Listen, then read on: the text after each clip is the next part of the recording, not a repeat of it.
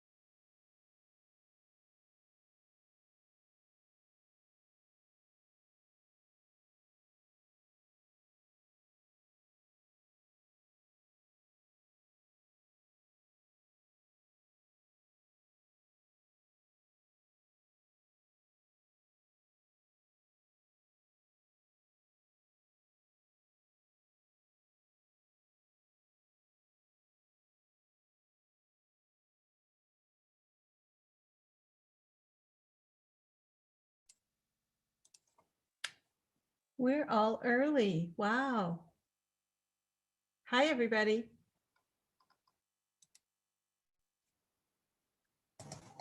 Don't hex us, Lavelle. Just because we're early doesn't mean things are going to go great.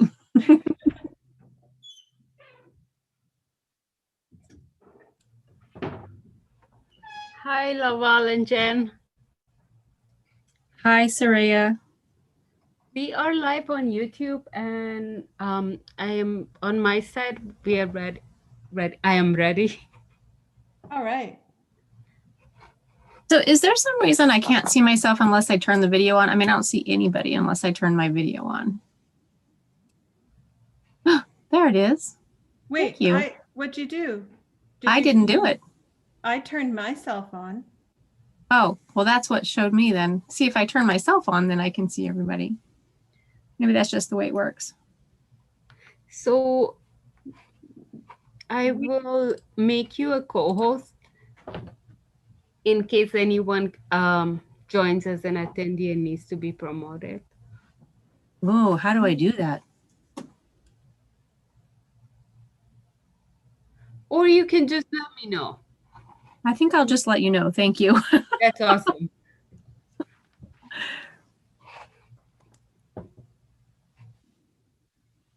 Ding dong.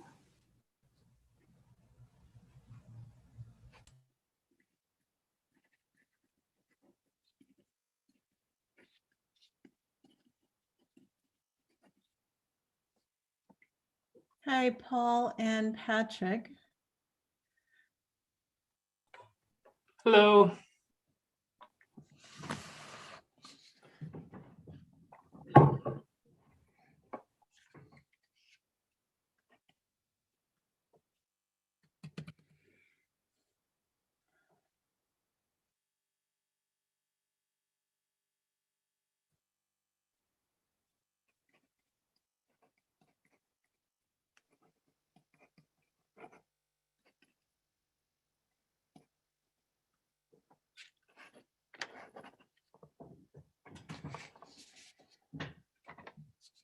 So Patrick is going to be sharing a screen today to show your presentation. Is that right? Yes, and Sam Scott's going to be joining, and he's actually going to go over the the demonstration so he'll need the screen sharing access. Is that possible? I think it's pretty easy. I don't know if is that controlled by you, Paul, or Soraya, or does everybody have the ability to share screen? All the panelists have the ability to share screen. Who needed to share screen? Sorry, I didn't catch the name. Sam Scott, he'll be joining as an attendee. Okay, I will promote him to panelist. Okay. So I see Paul's name, but I don't see him as a video or an audio. Hand up. That's nice. I see him as, yeah. There's some other phone numbers that could be like there's 406 643. There's Sam Scott coming in. And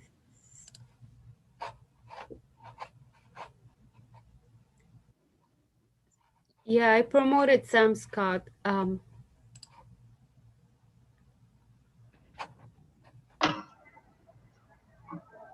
Can you bring in that phone number also, and then we will make sure that is it's possible that's Paul. Thank you, Laval. That was me trying to get in. Thank you. You bet. Thank you. We should work out some symbols, right? Instead of the hand up, there's got to be another one. I want in.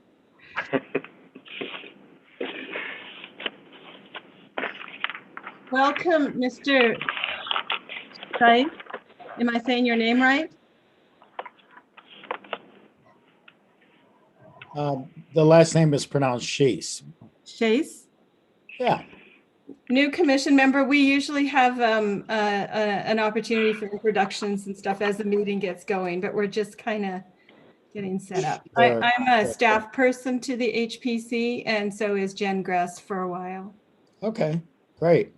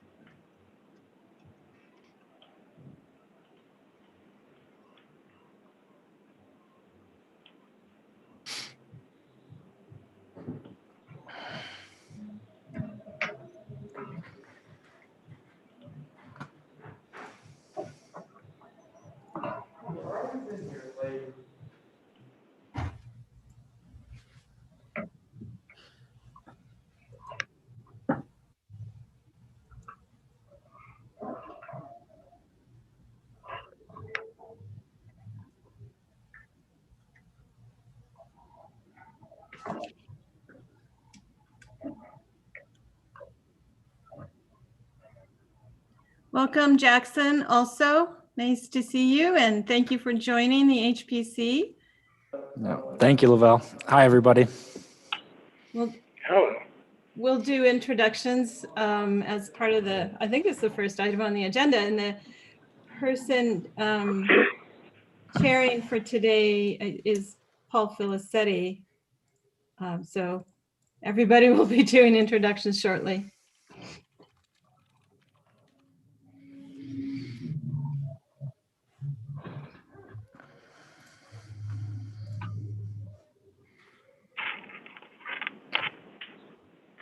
Hello. Hi, Jim. Hi, Jim. Good to see you. Steve. Hi. I love the map behind you. It's less busy than a pile of books. So, Well, so many virtuals do, screens behind them, sort of like, that's real, right? That's not just a... you mean like being in Hawaii or a nice batch of books.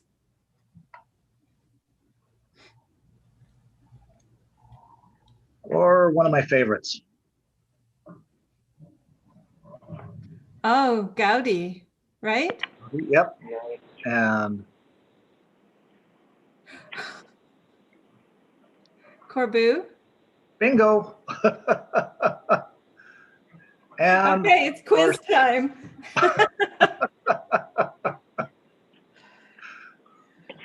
okay. Okay, I'd like to call the meeting to order. Leaf's coming in, so maybe just wait for him since we got him. And ask for staff to take a roll call. Steve Adler, Here.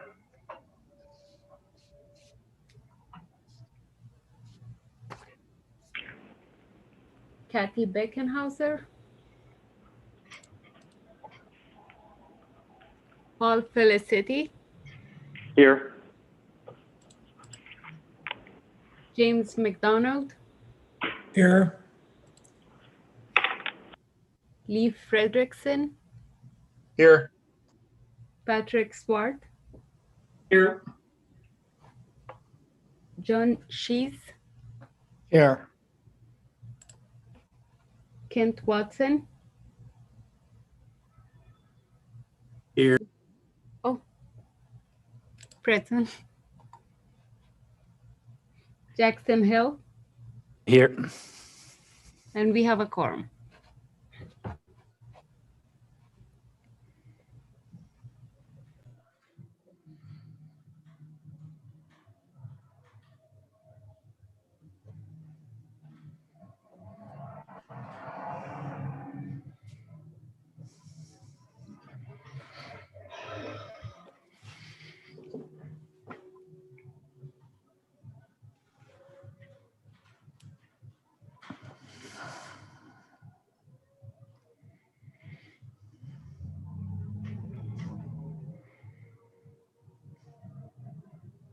The roll call is done, and I'm not sure if I would.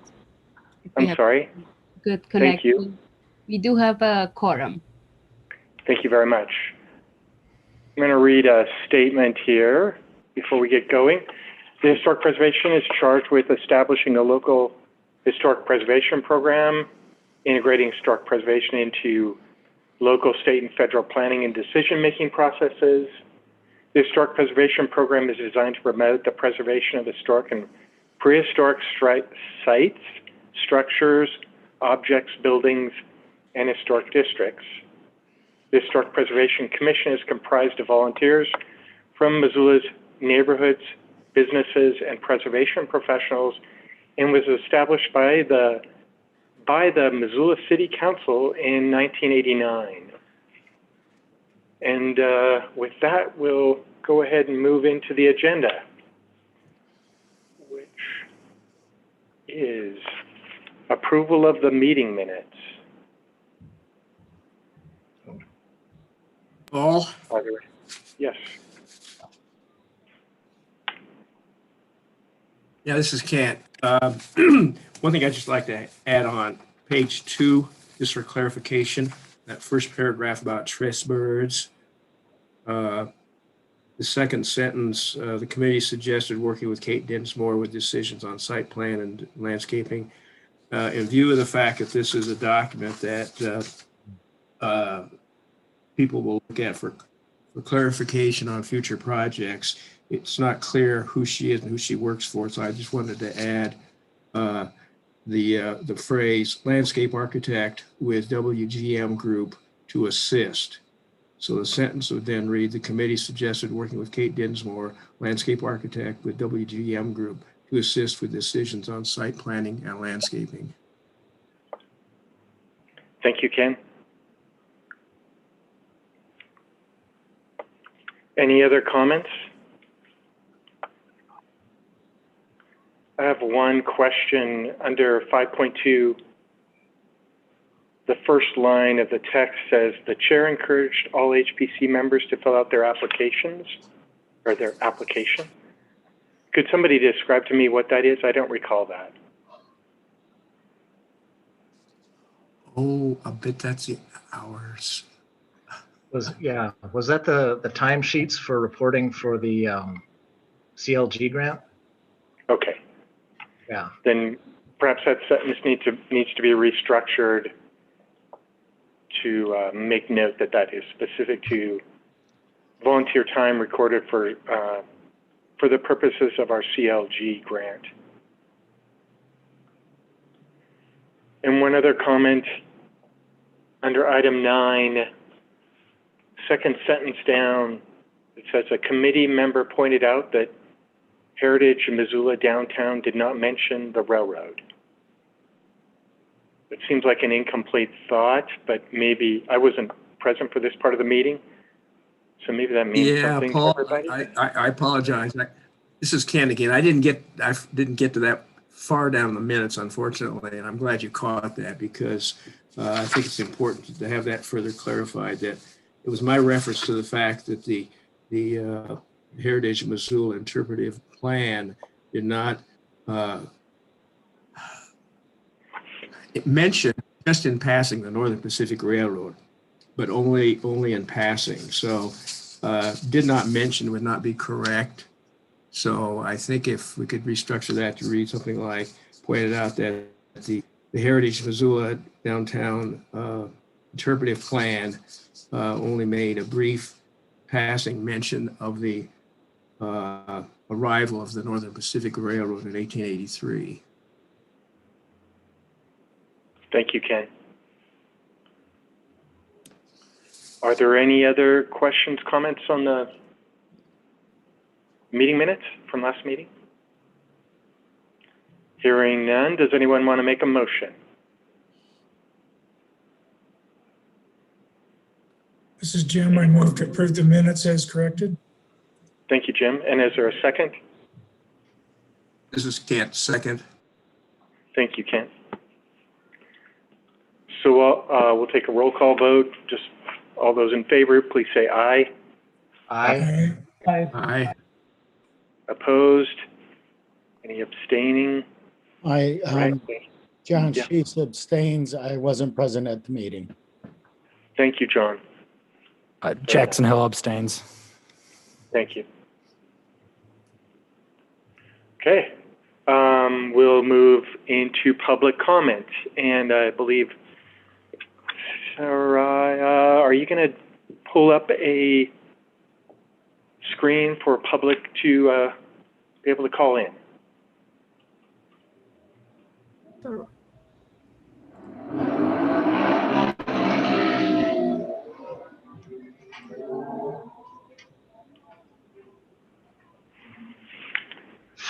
So if there's anyone from the public who would like to make a comment, now's your opportunity to do so.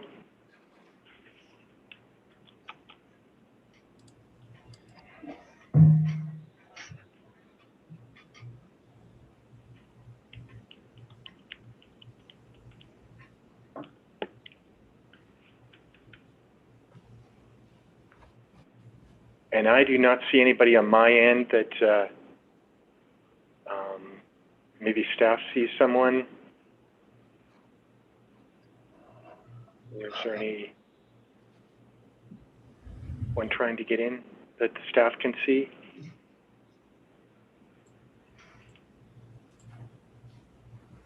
Okay, hearing none, we'll move on.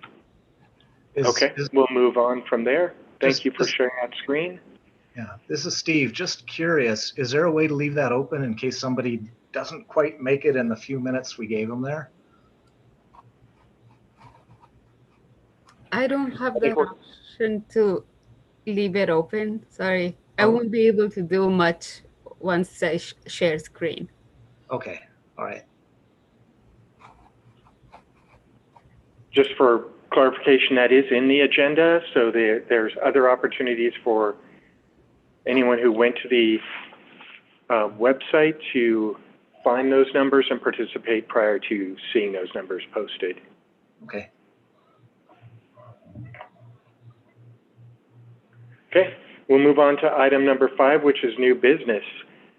And we have the exciting news to say we have new members. So I'll turn this over to Jen or Laval for a little bit of introduction.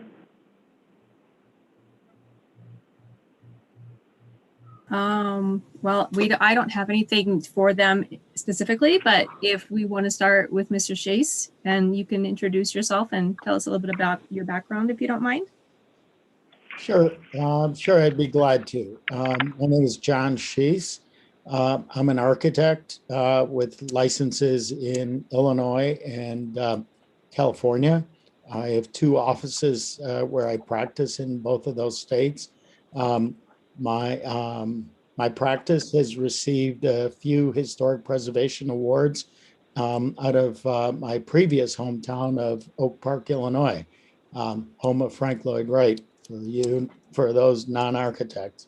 I served on the Plan Commission there in Oak Park for about 5 years, a little over 1 term. And I really enjoyed working there, contributing and assisting in the mission of the HPC. I also served on Historic Preservation Commission in Oceanside, California. For those of you that aren't familiar, it's north of San Diego, south of Camp Pendleton, right on the ocean, as the name implies, and enjoyed that short stay on HPC there as well. I've also been on Community Design Commission and Forestry Commission in Oak Park, and this is my new hometown. My sons have lived here for quite a while. I'm happy to be here and happy to contribute to the Missoula Historic Preservation Commission. Well, we're happy to have you. Thank you. Thanks. Mr. Hill, would you like to give us a little information about you? Yep. Hi, I'm Jackson Hill. I've been appointed as alternate 2 to this commission, originally from Missoula, but just recently returned to Missoula. This is the first commission I have been part of in my career. I'm currently an architect in training, and I've worked at several architecture firms over the last 7 years. And I really look forward to leveraging some of the skills and experience I have to make a positive contribution to my locale here. Well, welcome. And I think it would be nice if the rest of the commission would give these 2 gentlemen a little bit of background. I'll just roll around the screen. If we could start with Steve Adler. Steve Adler, architect in town, grew up in Missoula, have experience in New Orleans and Nantucket, Massachusetts, a little bit in Germany, and then came back to Missoula. And so been here 30 years or so since moving back. Been on the Preservation Commission a couple decades, and just rolling along. So. Patrick Swart. Hi, I'm Patrick Swart. I'm also new to the commission. This is my first year serving here as alternate 1. I currently work for the Missoula County Clerk and Recorder's Office, and I'm a graduate of the history program at the University of Montana. Jim Mcdonald.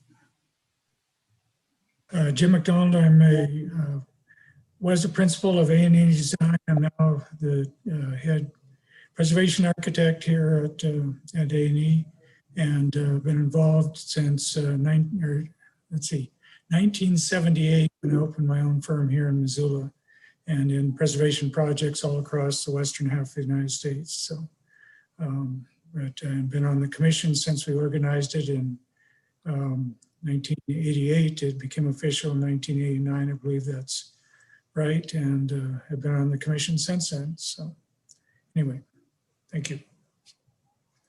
Leif Fredrickson. Hi, I'm Leif. I'm a history professor. I teach at the University of Montana. I'm from Missoula originally, but also moved back a couple years ago. And I do urban history, environmental history, public history. So I'm involved with some of the historical interpretation programs around here. And I've also just started on this commission, so I've only been on here a couple months, but welcome to the new folks. Kent Watson. Yeah, thank you. Kent Watson, landscape architect. Keep these architects honest. You know, you have to throw one of my type into the mix. Also a historian. I did my graduate thesis at UC Berkeley on the first master plan for the UC Berkeley campus, which required an amazing amount of interesting research. And those of you that do this know how hard it is to keep focused on the target and not get sidelined. And that was my challenge there, I'll tell you. I'm also the Historic American Landscape Survey liaison for Montana. And I'm working on getting the Going to the Sun Road documented through that process. It's already been recognized in many other ways. And this is really my first anniversary this month being on the commission. So welcome to all of you, and it's glad to be back.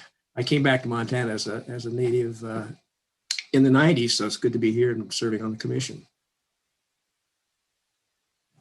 Paul Felicetti.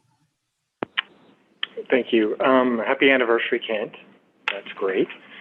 And certainly going through this process, you find out how much talent is on this committee. It's amazing. I unfortunately don't have a video feed, but my name is Paul Felicetti. I am a historic preservation architect. Actually, like Jim, I have a degree in historic preservation, and I work for A&E Architects, one of 5 historic preservation architects we have on staff, and have worked, like Jim, on projects all over the Pacific Northwest, and been really fortunate to do that, and have been on the HPC for, I think, a couple of terms. This is my 2nd term on the board or on the commission, and I'm currently just acting chair. I am not in the chair position. We're going to deal with that later. Somebody else is going to take over here. And I'll stop there. Thank you very much, everyone, and welcome, John and Jackson. I really appreciate your volunteer efforts. Thank you. Lavelle, do you want to say something as well? I'm not the HPO, the Historic Preservation Officer. We are in transition, as I think I might have mentioned earlier. I'm the manager of the Community Planning Division that has historic preservation within it. And we've really seen some great guidance and growth within the preservation program over the last few years with the leadership of the past preservation officer, Emmy Shearer, and all the participation from the Preservation Commission that's here now, and some that have changed, turned over as well.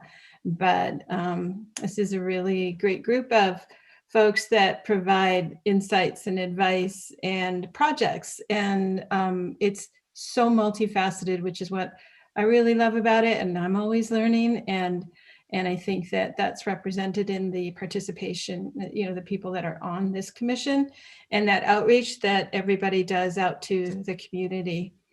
So I'm helping at an interim stage, and we sent an email, I think a little while last week, announcing that we do have a new historic preservation officer scheduled to come on board in April. So that's, we'll live with some transition still for a little while, but then she will be your main contact. And then Jen. I am Jen Gress, and I am helping to steer the Historic Preservation Officer position as well until we bring on our new employee. So you're stuck with me for the next couple months as well. Great, thank you very much. All right, we'll move on to item number 5.2, special presentation of program Map Missoula. There's no motion required by the board, and then we have one of our members is going to be presenting. Yes, so at our last Historic Preservation Commission meeting, while discussing Preservation Month, Patrick raised the idea of research around preservation items that could be eventually added into the county's Map Missoula webpage for a one-stop shop historical resource idea. And so he's going to give us a tour of the Map Missoula page tonight, and then we can open it up for discussion for next steps. So, Patrick? Thank you, Jen. Yeah, so I'd like to begin by thanking everybody for the opportunity to present on the Map Missoula initiative of the Missoula County Clerk and Treasurer's Office tonight. And I'm also joined by Sam Scott, who I think is in here now, who is the Clerk and Recorder's Office Property Projects Coordinator. And he, among other things, oversees much of the work that goes into this platform. So before we dive into this, and essentially we just would like to give everybody an overview of what this platform is and what some of our goals are with this platform. And then we'll walk you through, if we have the ability to screen share, how the platform exists in its current configuration, and we can show you some of the resources that are included on there. But before we dive in, I'd just like to throw, I guess, a question out there, something to think about as we're going through this, which really is, what would make you more likely to use this sort of platform, both as a tool for historic preservation, and then more broadly in your personal and professional lives? We're really interested in that sort of feedback, and to see whether or not this sort of platform could be beneficial to the HPC, not only as a tool to get the certain resources that are being generated through this commission out and available to the public, but also as a tool for research and informing the decisions that we make as a commission as well. So with that, I will give you a little bit of an overview of what Map Missoula is and our vision for this project. So Map Missoula is a GIS-based platform that is an extension of the already fairly widely used Missoula County Property Information System. So our goal with this is really to improve access to historical resources and provide more accurate data to decision makers and access to information for the public. To achieve this goal, we have worked and we're continuing to work with a number of community partners, such as the University of Montana, the Historical Museum, some members of Heritage Missoula, like the Historical Research Associates as well, to bring together this diverse array of historical resources onto the single platform, creating what we're calling a community archive. What we're getting at with this community archive idea is that Map Missoula is really this platform for presentation. It's a place for organizations to get their materials in a new location and more accessible to the public. And that also means that these participating institutions still maintain all of the rights to their resources and control of the data and how it's presented on the platform. But yeah, our vision really is that in bringing these things together in this sort of one-stop shop, Map Missoula can not only increase access to these resources, but to add additional context by spatially referencing these resources to provide this more holistic and complete picture of Missoula history. And kind of with that, I'll pass things along to Sam here, who I think is going to share his screen and go through some of the resources that are included in this on this platform and how they're presented currently. Yeah, okay. I believe I'm sharing my screen, if everybody can see that, the map of downtown. Yes.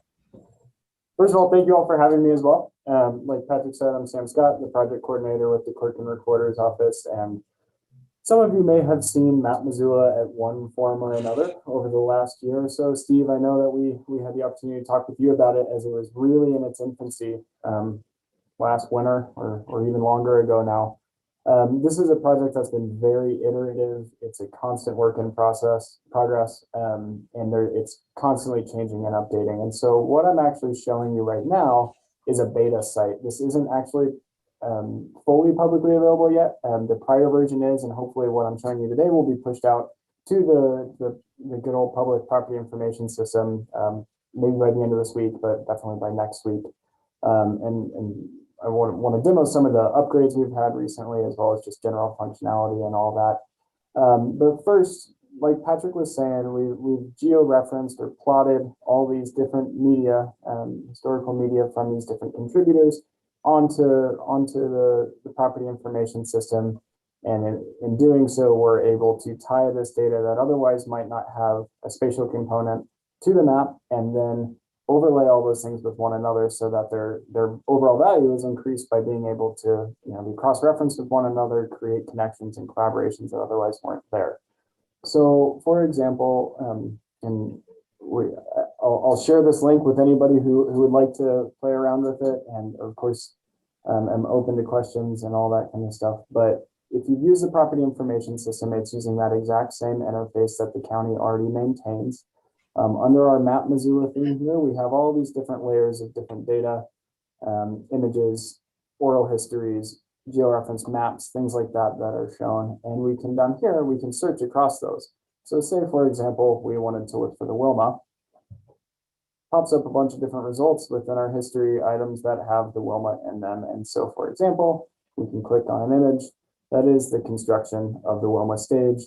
It pulls up the image itself, slowly loads as our internet here in the courthouse isn't great, and then provides you some of the data behind it, when it was taken, a description of the item, links you to the Montana Memory Project where that item is taken from, where it's being published from, ownership, again, ownership of that original institution or collaborating partner there.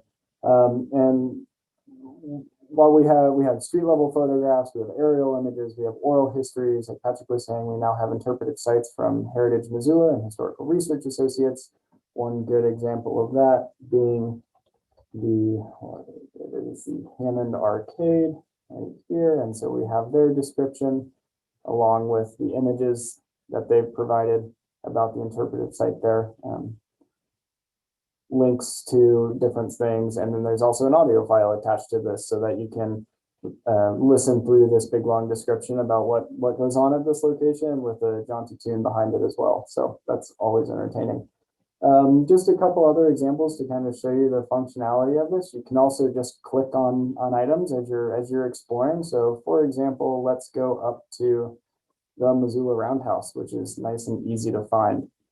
If you click on that dot right there, it pops up an image, and again, it would link back to the Montana Memory Project where this comes from, or you can just open up the item and look at it bigger, and you can see, the people standing around the roundhouse in that photo. So another example, kind of my favorite one that kind of ties all of this together is if let's go down to the Higgins Block here. So last summer, if you were walking around downtown, you'll notice they were redoing the stonework on the Opportunity Bank, the corner of Opportunity Bank right there. And so, for example, we have the Historical Research Associates, the Heritage Missoula information about the Higgins Block, which has an image or multiple images of that building with the stonework that's newly remodeled on it. We also have, more images from the property information, or from the Montana Memory Project, rather, circa 1895. But we also have overlaid the Sanborn maps on top of that. And you can see here that blue edge of the, let me zoom out there. Mouse is acting funny. That blue representing the stonework that exists in the Sanborn map from 1893, but not the earliest ones from, I think, 1888. So you can see that change happening over time, the excavation being made for the new building that's about to go in. And so, you can see that stonework was put in by 93, and we have an image of 1895 of that actual stonework there. Now, combining all of that with the property information system and the data underneath it that exists in the modern side of this, and where the property use side of it adds another layer of context that, combined with the historical components of it, we feel just give a more full picture of all these different independent, disjointed artifacts. It provides a whole story of that block that's just really fascinating and can provide a lot of insight into our work at the Clerk and Recorder, but our constituents, or the public's research and interest as they see fit, and potentially your work and your interests and anything where that may lead us. And so I guess I'll swing it back over to Patrick, but that's the Map Missoula in a very, very brief and quick overview. So I apologize if that was too fast, but again, happy to answer any questions as well. Thank you for going through that, Sam. Yeah, so with that in mind, we had the opportunity to speak with Lavelle and Jen and some members of the city GIS department. And as far as historic preservation resources that are housed at the city go, it sounds like it would be feasible without too much trouble to potentially include some of the individually listed National Register of Historic Places sites on this platform, as well as potentially creating an overlay similar to the Sanborn maps for the historic districts here in Missoula. But with that in mind, we kind of would like to open it up to discussion to see whether or not members of the commission would see this as a useful tool for historic preservation and what other potential types of resources could be included on this sort of platform. And if I can jump in one more time, sorry, I just want to kind of reiterate what Patrick said at the beginning that, obviously we had discussions about potential collaborations with the city GISF and how that can work in Laval and Jen. But also we are very curious about what would make this platform, something like this, more usable to you. Where do you see the use of it, the benefit of it? What would we need to incorporate to make it more useful for yourselves or anyone that you work with and the public ultimately? So yeah, just we're really looking for suggestions and criticism and all that good stuff. So. All right, thank you very much, guys. That's a pretty impressive amount of work that you put forward. And I'll just open it up for discussion for the board. Well, this is Steve. I know we use that all the time in our projects and in our research, and when we do site plans, looking back in site plans and references. And I love the fact that we're including history now. And something that didn't occur to me before is maybe further on down the line, would it be possible to accept contributions from the public at large? So if they have historic photos, if they have abstracts, if they have anything else that would be worth linking to their property, because it would be such a massive amount of research for somebody to try to pull that all up on individual properties. But if we can have people submit their own historic photos, things of value, information-wise, would that be a possibility later on down the road? So we've talked about the idea of having this kind of crowdsourced archive has come up into conversation. I think it's something we would be interested in doing. One of the roadblocks we have to that at this point is staffing capabilities of the clerk and recorder's office. Yeah.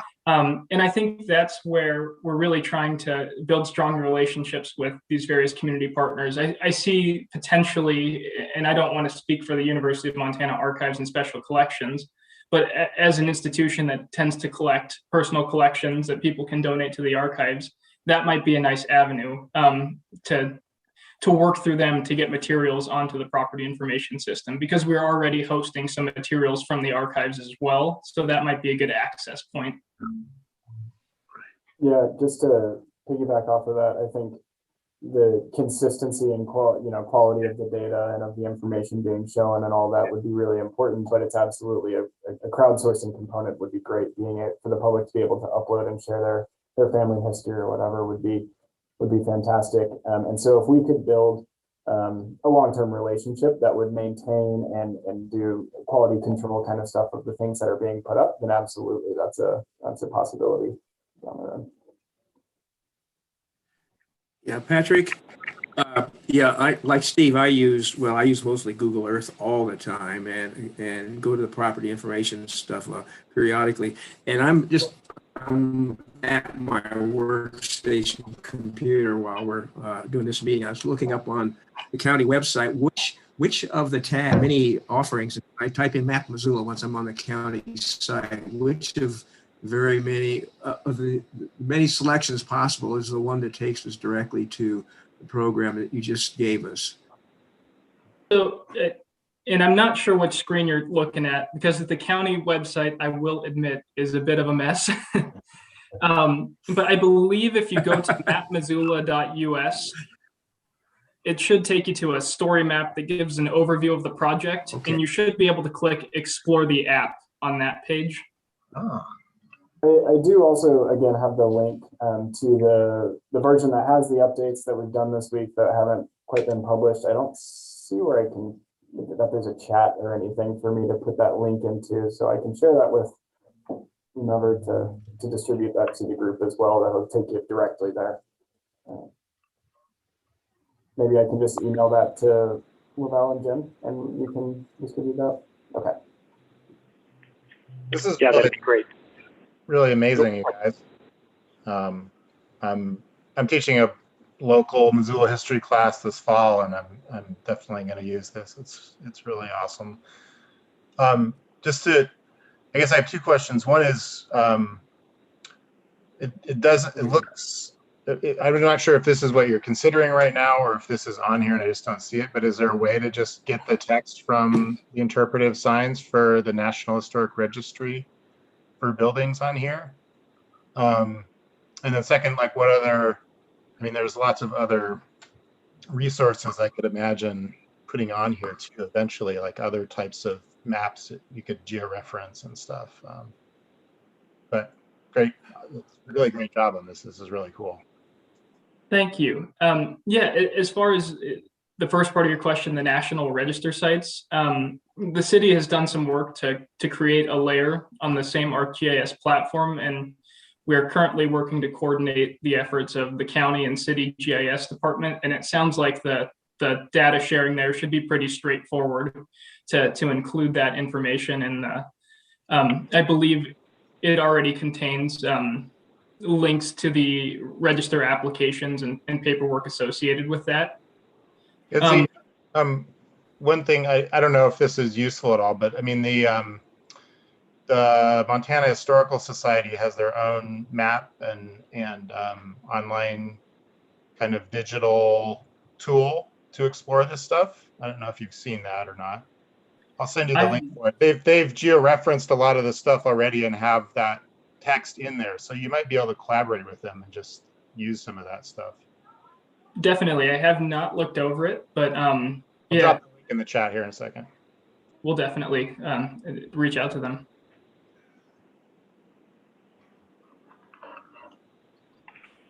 Any other comments or feedback? All right. Again, very impressive, no doubt about it. That's a pretty cool system, so thanks for your presenting it here today. I appreciate that. Thank you. Right. And yeah. If I can just add at the end that please keep it in the back of your mind, continue to play with it once you get that link. But we're always open for suggestions. If one day you just run across something on the internet that's a really cool presentation of data you think could be included, let us know. We'd love to follow as many of those opportunities as we could. So please don't hesitate to reach out to us, and Patrick can pass along, contact Patrick, or you can pass along my information as well. But it's a work in progress, and our goal is to just keep this momentum and to keep it constantly updating and improving. So please don't hesitate to reach out with suggestions, comments, anything else we can include. Much appreciated. Paul, may I add something? Yes, please. So when Patrick talked about this last month, it was while we were discussing what kind of Preservation Month activity we might be able to participate in. And the idea was there some information that could be researched, that could be unveiled even in some way in that month of May, that could be a part of extra recognition on Preservation Month. One of the things that he mentioned was the, Patrick, I'm speaking for you, but I think like HABS documents, things that have been, or HABS-like types of documents that are research materials that have been compiled over time, but aren't really out there anywhere for the public to be able to see that story anymore. That's, I think, one of the things that could be a consideration in the future for logging in and documenting kind of telling more of the story. But of course, those are things that are in the, would take some time to find and would require going through the, the various drives at the city and stuff. And I think that when we have our new preservation officer, giving her a chance to, and I think she's going to be really excited about some of the research and the ability to get familiar too with some of these things, but it's going to take some time. And so she might be able to share on ideas and ways to add, to fill out the preservation website we currently have, and then create that link back to the county's Map Missoula link. So I'm looking forward to hearing what she has to say and to bring into it, and whether she will have some capacity to maybe help on some of that research that could be themed, research around HABs and hair documents, research around that past preservation awards that we talked about, some things like that. And if there's any way that an HPC member can help with that, some of the background research, that would be, a great project. We'd have to think about how we can get that the material shared, though. So. Yeah, great suggestion, Lavelle. Just to add on to that, University of Montana also has drawing files, many architectural drawing files for buildings, which, to whatever extent those could be linked in, would be interesting too. Definitely, and I've spoke with Donna McRae up in the archives about that, and it's something we would definitely like to include. Again, it seems that the hurdle that we always run into is staffing time and finding the labor hours to get those documents digitized in a format that we can include on this platform. But yeah, I think that would be an invaluable resource to include on this sort of platform as well.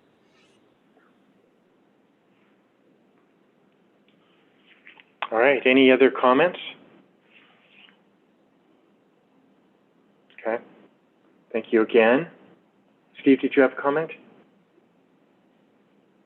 No? Okay, thank you. So we'll move on. Thanks. Item 5.3, elect a new HPC chair. Now, I know you've all had 60 days to contemplate the future, your future involvement on the HPC, and I encourage anyone to step forward. If not, I would like to nominate somebody. No one's going to step forward, so I'm going to throw out a name. I'd like to nominate Kent Watson as the chair of the HPC for the next 12 months.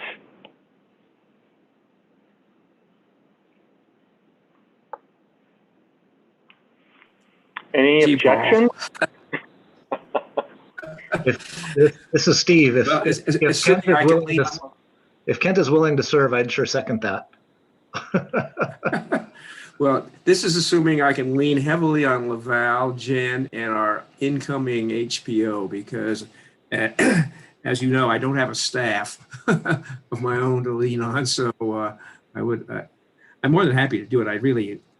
I enjoy doing this kind of thing. And it's certainly, when we talked last month, while I was kind of in the midst of a bunch of other stuff that maybe is gone by the wayside anyway, and I can devote more time to this because I think it's really important. So I guess I will say I'm okay with it.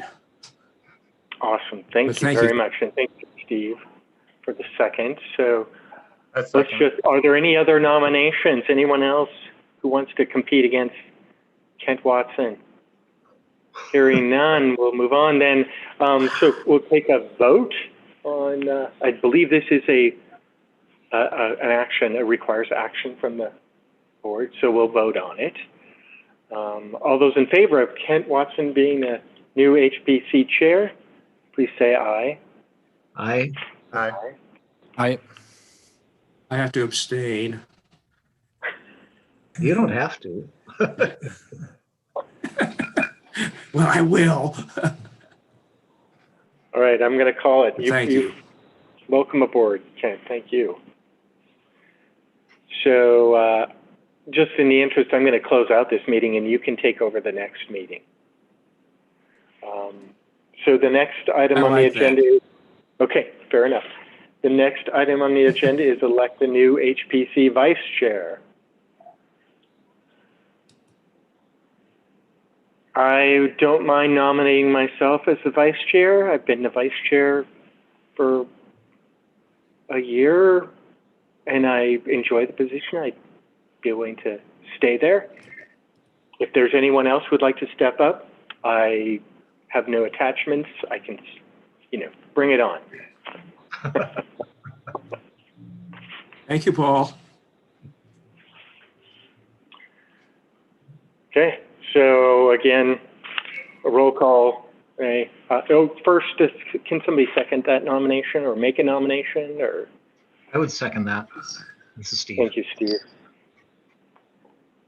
All right, so all those in favor of Paul Felicetti remaining as the vice chair, please say aye. Aye. Aye. And I'm going to abstain. So thank you. We now have a new chair and vice chair. That's great news. Moving on then, Preservation Month. Wilma 100-year anniversary. I believe Laval or Jen have an introduction here. I have that introduction. So the Preservation Office has had a request for information and background on the Wilma Theater. A gal by the name of Athena Lonsdale is interested in helping the Wilma celebrate their 100-year anniversary. And as a matter of course, I've connected her with an intern that we've had in the past who is helping her to look into how to make a celebration during this pandemic. Athena believes that the actual date of the 100 years is in May. And I mentioned there may be a way to include the Wilma in any proposed annual Preservation Month recognition that we're looking at. It's also been suggested that this year may be an opportunity during Preservation Month to look into other properties turning 100 and celebrate them. So I'm wondering from the HPC if there's any synergy between the Commission's Preservation Month recognition and the Wilma. And if you're interested in helping celebrate the Wilma and or any other 100-year-old building during Preservation Month, it's just something I'd like you to think about and discuss. Thank you very much, Jen. And I'll just open it up for general conversation from the board. This is different from the legacy awards that we've been doing in the past with the businesses. So make sure that's clear. Yes, it's different. I have a question for Patrick. Just in terms of your research that you and Scott have done, is it possible to, let's say easy, is it easily possible for you to jump in and identify other buildings that would be 100 years old? I don't know that there would be necessarily a straightforward way for us to search that, like once the buildings went up. I mean, I'd imagine you could click through buildings that we have a rough idea that they were around that age and search through like the Department of Revenue, like CAMA information on those and get a rough idea of when they were built. But I don't know that we would have necessarily a list of buildings. Oh, and you might want to check through Sanborn maps of a certain date and then overlay that to make sure those buildings still exist. Question is whether they exist, with enough integrity to really celebrate their age. Right. One suggestion. I mean, those like National Historic Registry documents for historic districts and stuff, you could probably just do a keyword search through them they usually have the building dates in them and stuff. I can help you with that if you want to. Definitely.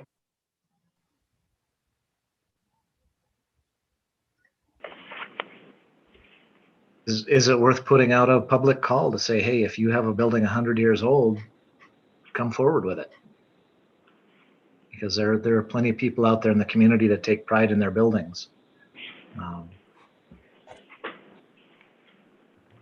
So what I'm just kind of what I'm hearing is, in addition to the Preservation Award program we have for renovation, adaptive reuse, et cetera, we also have the Legacy Award that Jim mentioned. So perhaps we're adding a third leg to our, well, maybe a fourth, because we have the Dorothy Ogg Award, or I believe that one's still out there. So another category, if you will, of awards. Maybe we don't hit a building every year that's 100 years old, but, you know, good possibility.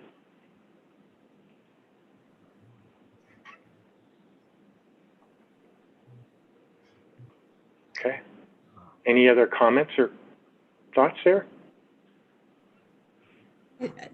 Paul, this is Lavelle again. I think that this links to what do we want to do for Preservation Month. And I think I've gotten indications that we can't imagine doing a broad celebration, lead up with awards this year, but that there's ways that we can use our website to celebrate it.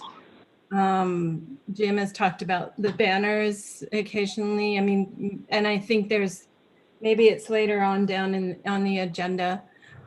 So if there's enough interest around collecting information about 100-year buildings, then yeah, maybe it's something that Jen and Leif and Patrick can work together on to kind of come up with a list that, and as Steve said, if we do, you can include a call to the community in a press release or something, and just make that be the focus of our theme of this year.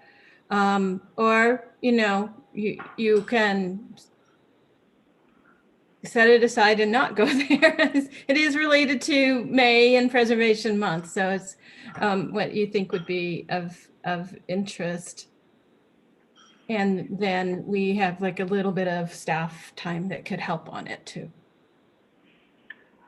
I will say that in the past, and correct me if I'm misspeaking here, but there's usually been a subcommittee who's taken on Preservation Month activities, and it's not something the entire commission deals with. Now that can change this year. That's correct. It's been the subcommittee, and the subcommittee hasn't come together.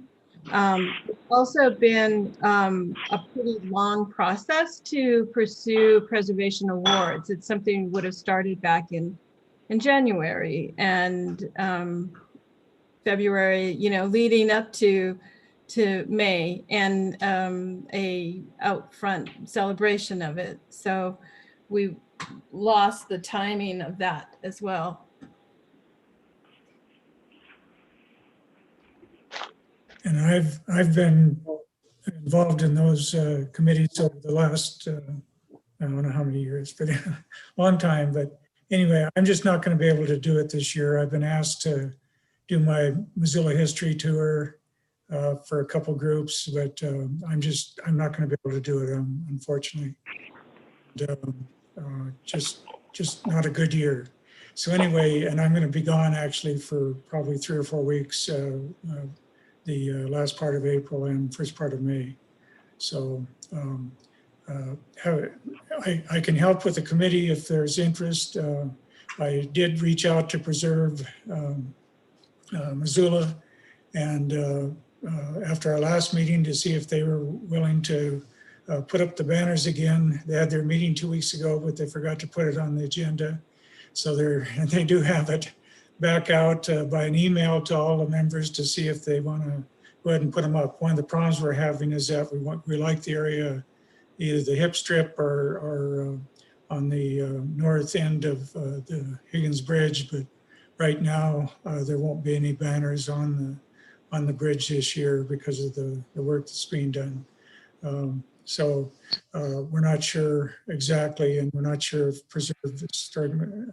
Missoula is going to be able to fund that this year. So I'm still waiting for that. But anyway, but I can help whatever we need to do.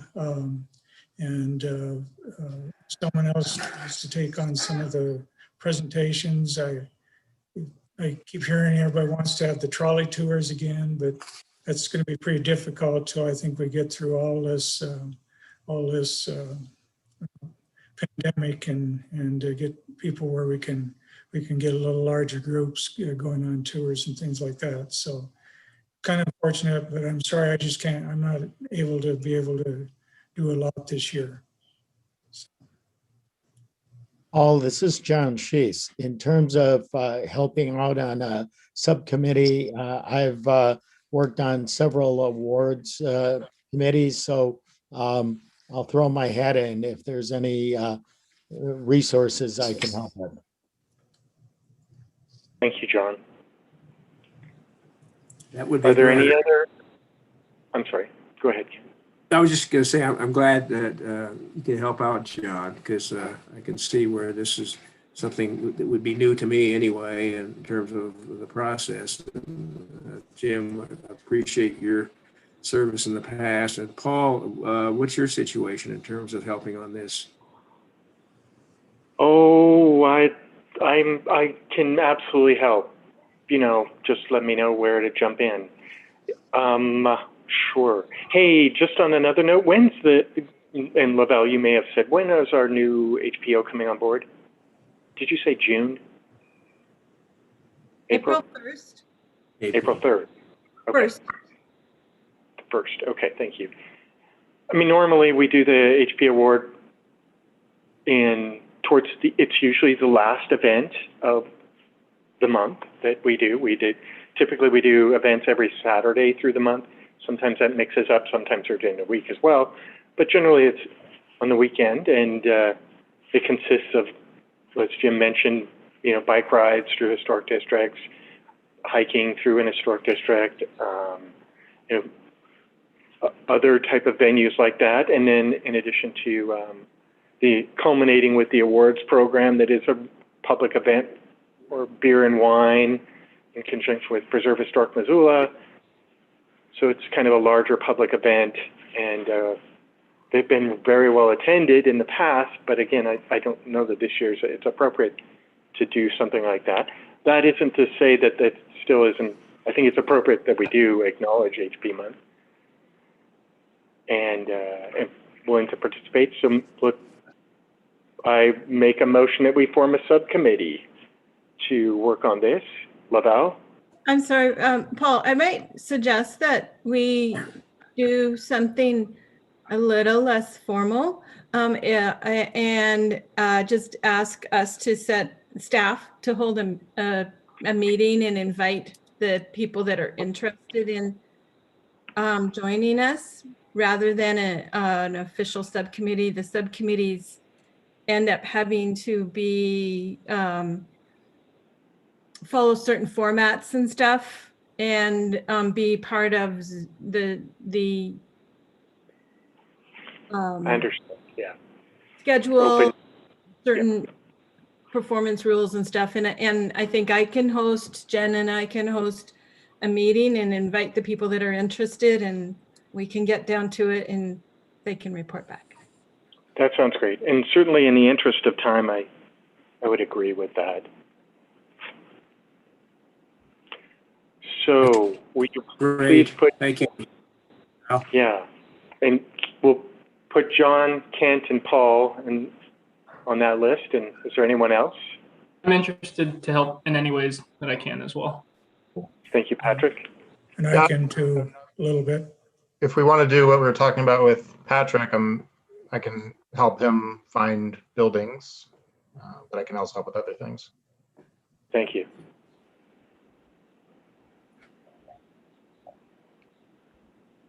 All right.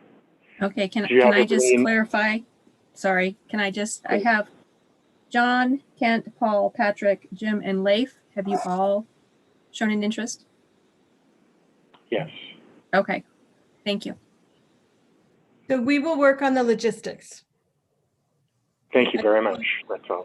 I want to make sure that we're not kind of treading into some kind of quorum territory too. And I will let you know, we will send you an email. And you know, we'll work on the logistics and you'll get some communications from us. Sure.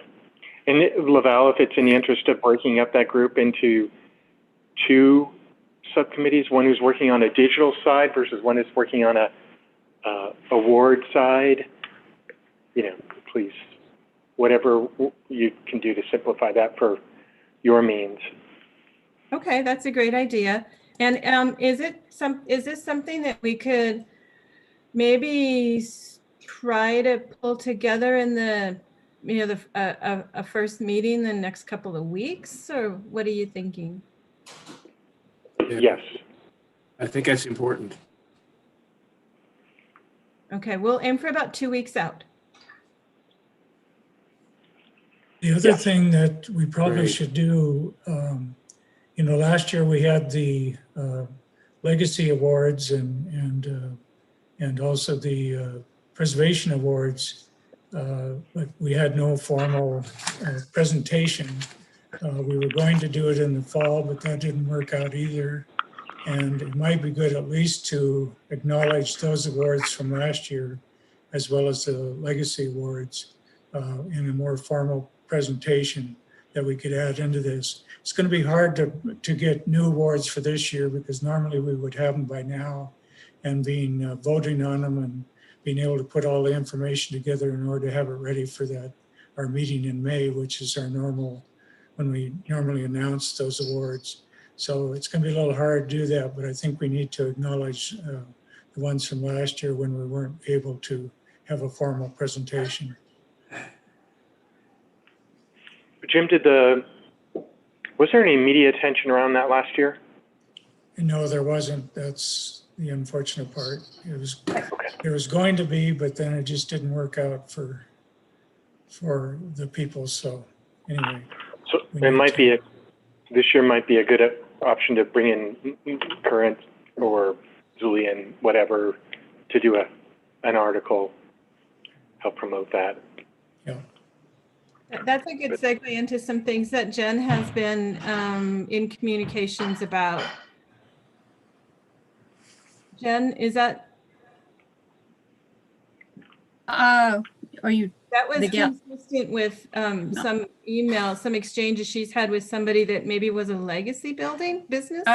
Mountain Press, someone was representing Mountain Press had called or emailed and wanted to know, Right. you know, if they had gotten any play with acknowledgement and stuff. And what I found was that Emmy had done a press release acknowledging those folks and sent it out. And because of COVID and other things that were going on, nobody actually picked up that announcement. And then the gal asked if she could have that press release. And so I did send it to her.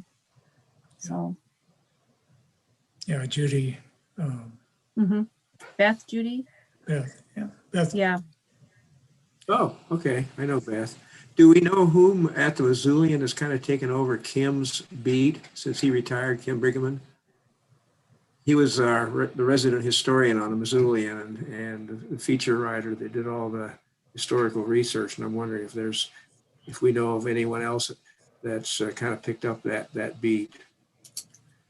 I'm not aware. There's what, is it Derek? Not Derek. The one who's been doing a lot of writing on the story. And then there's a new person now too, a woman that's been doing some historical stuff in Western Montana here. But we can find out who that is.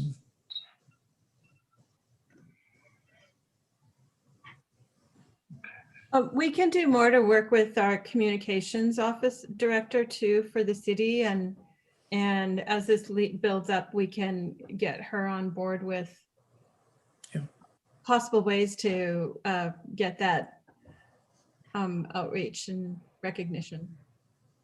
Yeah. We have to do that anyway, is go through the mayor's office there, so on any of that. So that's the new, from what I understand, is well, it's been for a couple of years now. So. Yeah.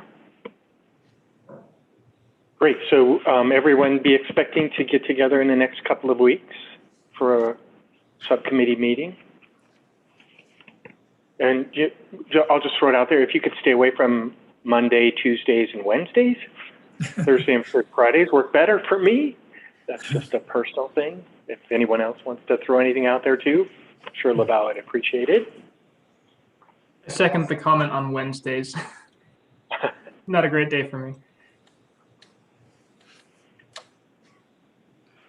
Okay. All right, thank you very much. We'll move on then. Board member comments. This is an opportunity for anybody on the board to bring up something that wasn't on the agenda. Your thoughts? Yeah, I've got a few comments on the presentation we got regarding the Fort Post Hospital building and the Trey's Birds presentation we got. And to give credit where it's due, I know that Trey's Birds said that it was an evolving plan. So what we saw was really schematic. But in the past few days, I've gotten several calls from people who have seen a subsequent presentation or who have heard about it and called me to say, hey, what the heck is going on? What the discussions seem to bring up is that the latest presentation that has been seen has quite a few more residential units in it, has residential units between the hospital building and the river. It shows a parking lot, which we didn't see. And they were told that, oh yeah, we have a list of stakeholders and we've talked to these people and historic preservation is on board. I'm granted it is an evolving project, but I'm a little worried that we looked at one plan, said, hey, this has possibilities. They're presenting another plan and saying we're behind it when we haven't seen the newest plan. I'm assuming this will turn into an application at some point or other, but I'm a little worried about the process and the representation that we are behind a plan we really haven't seen yet. So I don't know if anybody else shares the same worries. The discussions basically said it went, I think, to 11 or 12 units altogether, which was more units on the empty lot. So the west lot between the hospital building and the CDC, and adding 5 units behind the garages, basically, at the post-hospital site. So I'm a little worried, and I know we encourage them to take a look at interpretive abilities and look at parking sharing. So I'm a little worried that more asphalt out at the fort is going to be a problem. And also some of the comments were the thought of privatizing public space is raising its ugly head, so to speak, and that building housing on the fort has a bad history from divot development. I believe the Lutherans had a plan. And we have always resisted residential development at the fort, especially at the core of the fort. There are uses that are compatible. I thought we were excited about using the post-hospital building for offices and maybe even a restaurant, if that they can make a go of it. But the worries I heard about were mostly about privatizing public area. And I believe the area is zoned quasi-public, and they're looking at doing a PUD. So I'm not sure if a PUD would be in conflict with an underlying zoning at this point. That would be one of my greatest fears. But to hear comments from the community that, yeah, putting housing out there, privatizing it, and this is housing that everybody assumes would be kind of elite housing, not housing we need in Missoula as housing stock for the general populace. So I know that we as a board usually look at kind of form, space, compatibility, but we may be required to look at use as well as this moves forward. So I'm wondering if we can get an update from Trey's Birds and see what's going on, who they've talked to subsequently, and what the feedback is looking like. But if there's an updated plan, I'd sure like to see it. And I certainly don't want this board represented as being behind a plan that we haven't seen yet. So. I share your concerns, Steve. I think it's entirely inappropriate for anybody like that to suggest that we've approved anything. And all we did was look at something and we discussed it, but there was certainly no even tacit approval. We encouraged them to continue what they were doing, but I think it needs to be clarified that as you say, it's a work in progress, and we need to see more.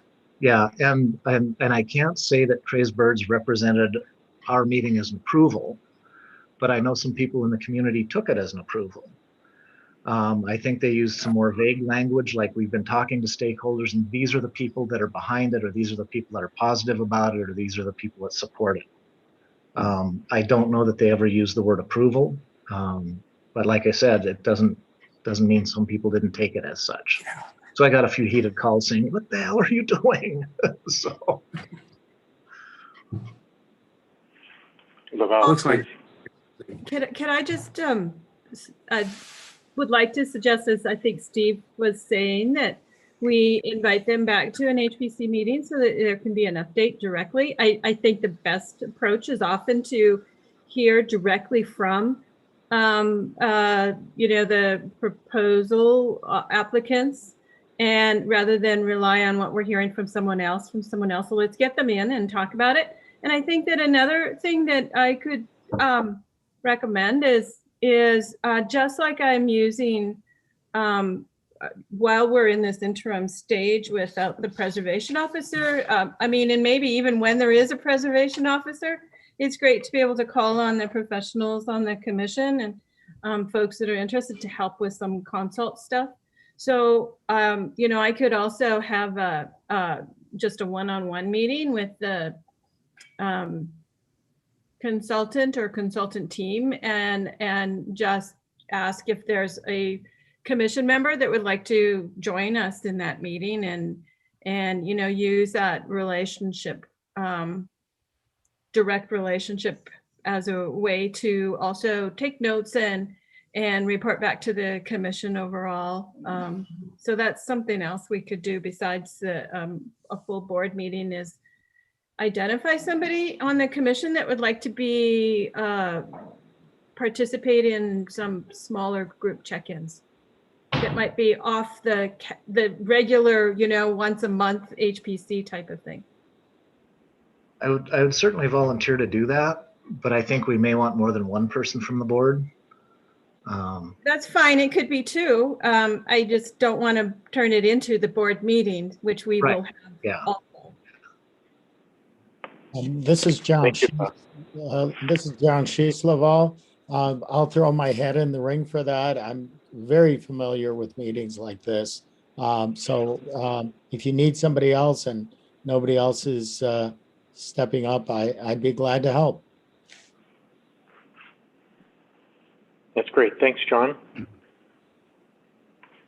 And Steve, I'm glad you brought that to our attention. I would agree. I don't support the idea that someone's suggesting or implying, or even that the public is getting a misread that we're in support of something that hasn't been officially reviewed from the commission. So I'm glad you brought that up.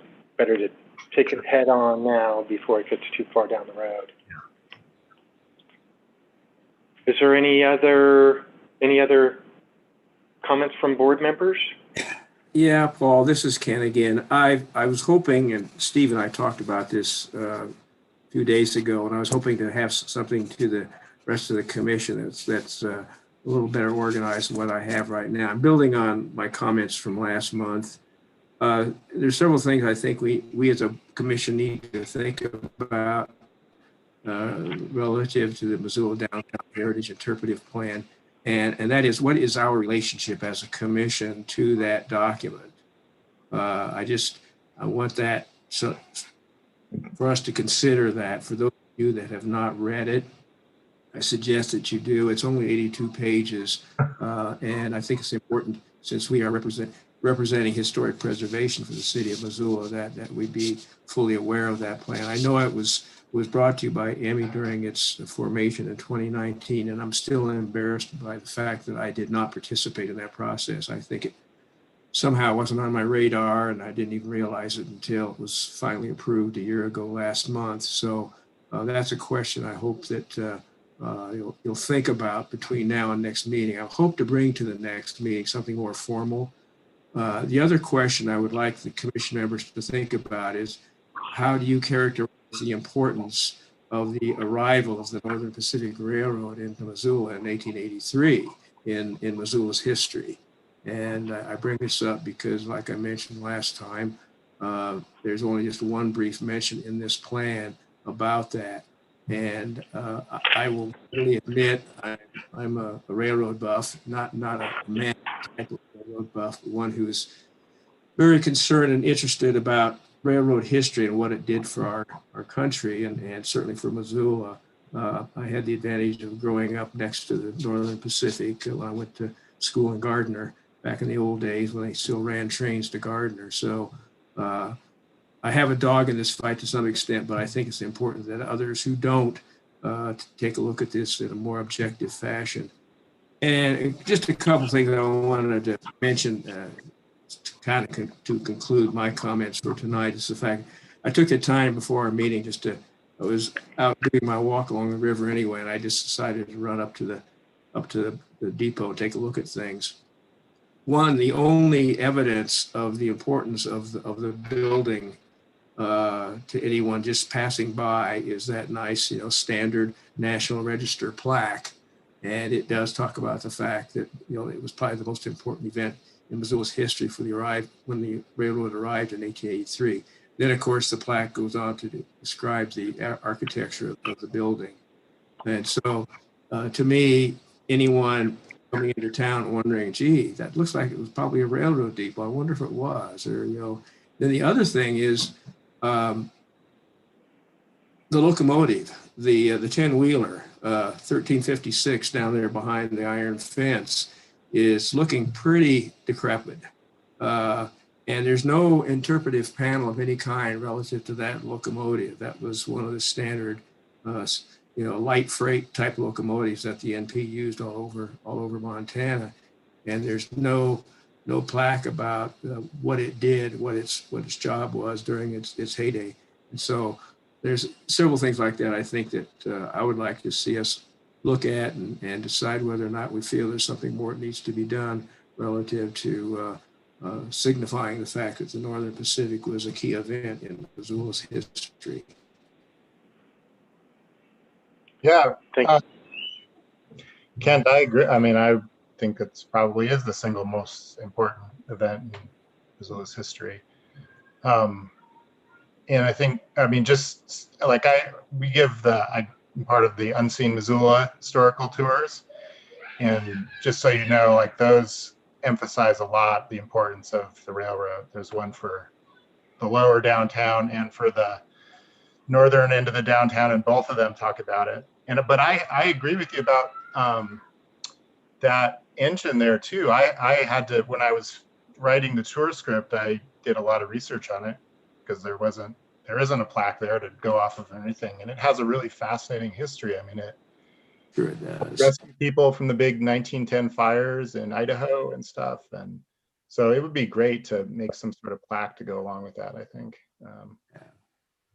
But yeah, I agree. I mean, I think the railroad is enormously important to Missoula's history. I'm not sure who it is, but somebody has been looking at the restoration of the locomotive. They're tied in with the Historical Museum at Fort Missoula, so with the locomotive that they have out there. So there is somebody that has looked at it and is, I guess, going to make some recommendations. Maybe Steve and I can find out on Monday at our trustee meeting, if that has moved any further along. There is a lot of good history on the Northern Pacific Depot there. There's some confusion. Missoula was incorporated in 1883 also. They had to be incorporated in order to get a depot here. And there's some confusion now. I've heard already 2 different dates, that Missoula was 1885 and 1889, which is not true. So we need to straighten that out. 1889 is when Montana became a state, but Missoula was before that. So. Well, Jim, wasn't that also the year that the city was chartered? Yeah. That it got its official charter? Yep. We had the 100th anniversary. We had a big celebration in 1983, and okay. All right. Thank you very much for those comments. The only other thing I have to add is that Laval, Jen, Jim, and I met with Mike Morgan regarding the Bissinger warehouse, just to have a quick review with him on his process. It wasn't necessarily to review what he's done, but it was more to understand the impacts to the overlay and the ordinance, and perhaps we need to reinvestigate, relook at the ordinance and in terms of how it's written and how it allows an expansion of development. Mike, to his credit, is taking advantage of the ordinance to expand the footprint of the addition he's putting on his building. And I think that's where there's a little bit of where the small historic building becomes overwhelmed by this larger new construction. And by all accounts, according to the ordinance, he can do that. So I'm not criticizing that, but I would like to suggest that with our incoming HPO officer, that we ask her to take another look at what we need to do to revise that ordinance, if it needs to be done, to better preserve or better protect those historic resources from development. Yeah. So Good. will be something we'll discuss again. Laval, did you have anything to add there? No. Okay, thank you. Any other board member comments? I was going to make just mention that I'm teaching this local history, Missoula history class in the fall, and I wanted to have my class work on this project that you guys have kind of started on historic covenants and the history of racism and its relationship to the built environment in Missoula. So I'm not sure where I was kind of added as an unofficial member there for a little bit, but I'm not sure where that's at exactly, but I would like to pick that up if possible in some way, not like imminently or anything, but just, in the future. And if other people are interested in being involved with that, I'd be interested to hear that. Yeah, I did skip over item 6, which was old business that dealt with the Covenants Subcommittee update. And I don't recall who exactly was on that subcommittee. I know I was. If I know you attended at least one meeting that I attended. Bruce might have been on there. And Jamie. Yeah, And that was definitely kind of Jamie's inspiration. you know what? It was Kathy. Kathy's on there as well, not Bruce. So certainly, for my interest, I'd still be interested in being a part of that subcommittee, and I would imagine Kathy would too, and anyone else who, it's open. That sounds like a project I'd be interested in contributing to as well. And again, Laval, if there's a conflict with those, we do call these subcommittees. If these subcommittees get beyond an appropriate number of board participants, I certainly can step down to let others take over. So with the interest of the Leif and others, probably in the first meeting to get this all going again would be maybe an overview meeting, a way to say like, this is what we were thinking of, this is what we were trying to do. I know that there was some relationship or correlation to some research that is happening inside the city on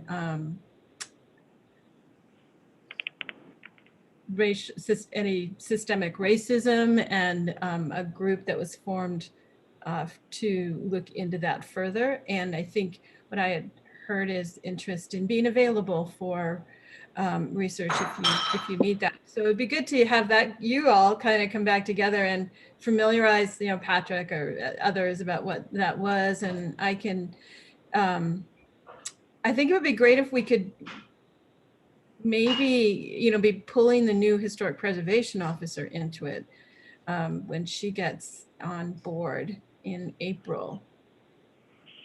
Yes. Would it be okay to wait until April to pull you back together in a meeting, or is it something you want to start with this month? That would be fine with me to wait until April. I mean, it could be Okay. later than that. It's not like, I mean, The projects are piling up for her. This is great. You want to overpower in the first week, so. Well, a part of the conversation I recall about the covenants was that it's kind of rooting out the social injustice of old covenants. You know, whether it's systemic racism or classism or whatever.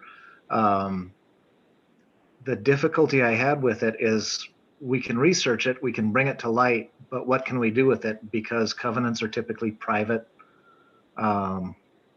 tools for private development. And I don't know that we can make anybody change their covenants, but I think we can certainly use it for awareness and education. But I don't know if we as a public board can dip into the functional use of private development tools. So I think that would be a real good conversation point to see what can we do with it. Like you mentioned, Laval, where are we going with it? I think that needs to start the conversation. yeah, I mean, Well, the and covenants are not legal. I mean, they still exist in some covenants, the racially restrictive ones. If they still exist, they're illegal. But so I think that people would probably be in favor of changing them. I mean, but if they're not, I mean, I guess they can leave them on there. They're just not, I'm not even sure that. But I think, you know, bringing awareness about the existence of it is. Yeah. Well, and there's no question that if we bring it up at the commission, it then becomes public record and people begin to realize that these things exist. And I think the pressure of any of those that still exist in Missoula would be such that, yeah, it'd be a strong argument to change their ways. But obviously we have no legal way to do that.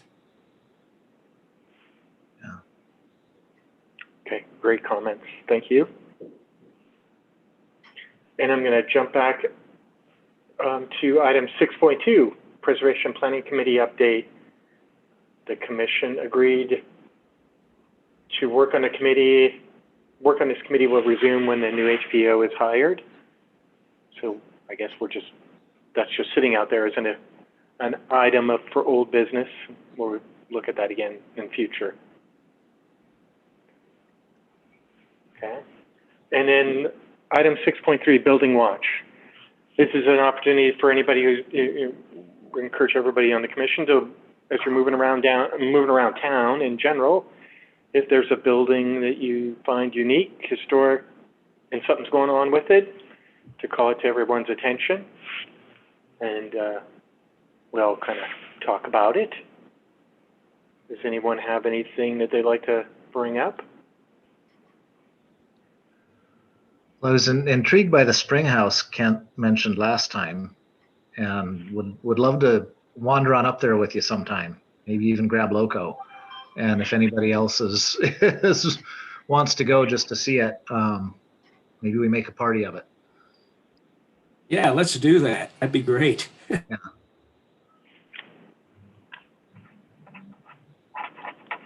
Any other comments there?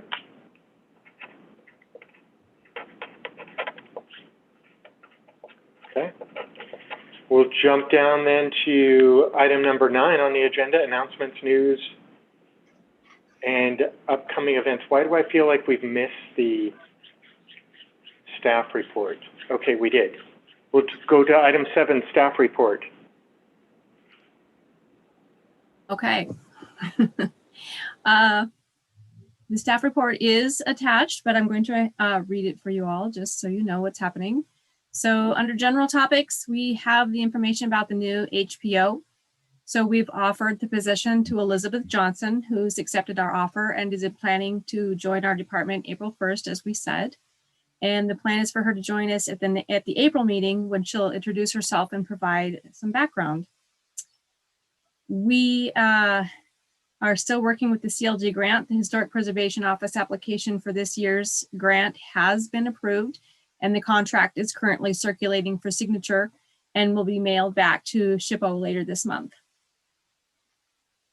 We have some information about the university apartments. A consultant is pending regarding a request on exterior alterations to one of the units. We're trying to get that clarified, and we'll meet with the clients along with Steve Adler. And this site is an individually listed historic resource that's located on Roosevelt Street. And so we'll have that. We haven't still got that meeting set up yet, Steve, just so you know. Yeah, and if everybody recalls, we approved one alteration to the building already, which was windows. And we went through a fairly exhaustive process of making sure that the new windows matched the existing windows. But I'm not sure what the proposed changes are now. So, and anybody else is welcome to join. So if you're interested. There's also been some information about the batting cages at Fort Missoula. This parcel is inside the Fort Missoula Historic District overlay. Following the end of the lease on the former batting cages, the City of Missoula and Missoula County mutually agreed to amend the Fort Missoula Regional Park interlocal agreement and effectively increase the size of the park by putting the former batting cages, facilities, and grounds to beneficial use as part of the Fort Missoula Regional Park. The City Parks Department plans to reimagine how the batting cages area that are located within the Fort Missoula Historic District could enhance the overall public benefit of the Fort Missoula Regional Park. They've been reviewing the past MOA for collaboration on improvements in the area and intend to continue to follow the SHPO and Hpc prior approval plans for protection of the historic district and mitigation through telling of the CCC story. There'll be an open house of some form for input into the program and design later this spring. The Parks Department continues to work with Dan Hall of Western Cultural for historic preservation guidance. And Dan is willing to meet with a few of us at the site to talk about the potential project if the HPC is interested. And then for some additional background, if you look at the agenda, there is the Fort Missoula Regional Recreational Complex, historic resources, and park design process as a guiding document for background and information. So if anybody is interested in meeting with Dan, now would probably be a good idea for you to let us know that. Thank you very much, Dan. That is the last, yep. Right, thank you. I'm interested in meeting with Dan on that project. Okay. Yeah. Please. Anyone else? I'd like to go.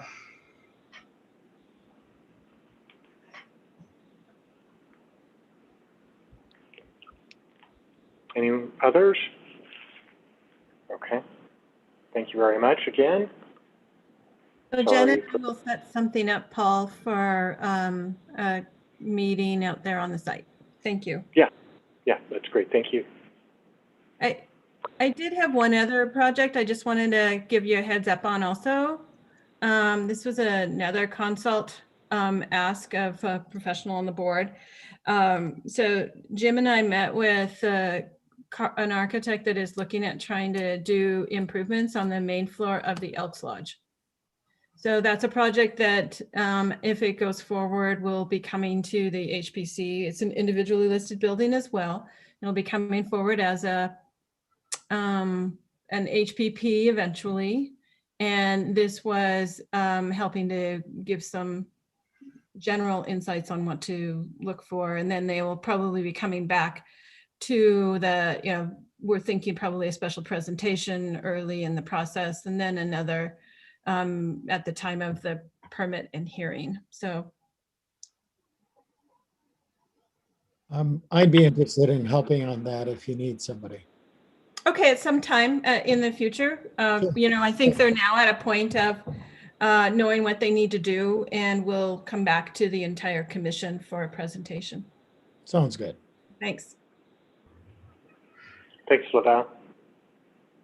I think that covers a good breadth of the projects that we've been working on, hearing about, and coordination, communication. There's still the Hammond that is out there, but no movement on finalizing the construction drawings on it. So that's a permit that was already reviewed and approved. So it's about coordinating with that permit. So we'll be doing that. We'll report once we've done that to you. Jan, Val, why don't you add me to the tour of the batting cages? I realize this is something I better be involved in, as well as the landscape architect on the board. Okay.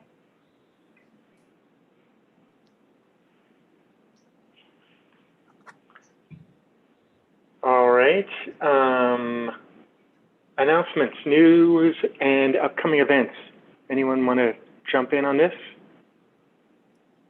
Opportunity to share any upcoming events that the public might be interested in related to historic preservation. All right. Certainly May is going to be Historic Preservation Month, and we're going to do something. So that's one public announcement. Say, Paul, I should just mention Preserve Montana is going to be doing a virtual roadshow this year, and with thousands of sites all across Montana that they've been able to put together and map out so that you can just go to each of the sites and click on it, and you'll find all the history and information. And there's a lot in Missoula County here. Well, it's set up by the different visitor bureau. But what I'm trying to say, the different districts that across Montana, the 6 different districts. So, yeah. But that's going to be coming out here shortly, and there's a lot of good information that I've seen already. It's really pretty impressive what they put together. So, it's great. Thank you. oh, there are podcasts too. There's 6 podcasts that Preserve Montana's put out recently, and they're going to be adding more. They have a person who's doing all the podcasts, so it's turning into from this whole virtual standpoint, it's turning into a good way to get a lot of good information out to people.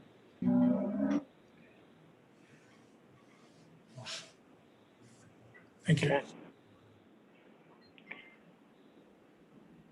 Any other comments? Announcements? All right. Anyone want to adjourn the meeting? That would be up to the chair or acting chair. So moved. Thank you. Second? Second. Thank you. All in favor? Aye. Aye. Aye. All right. Thank you very much. And again, welcome to everyone, particularly Yes. our new members. Thank you for joining. And Thank you, Paul. see you all virtually sometime in the future. Look forward to it. All right. Thank you. Thank you, everyone. Thank Take you. care.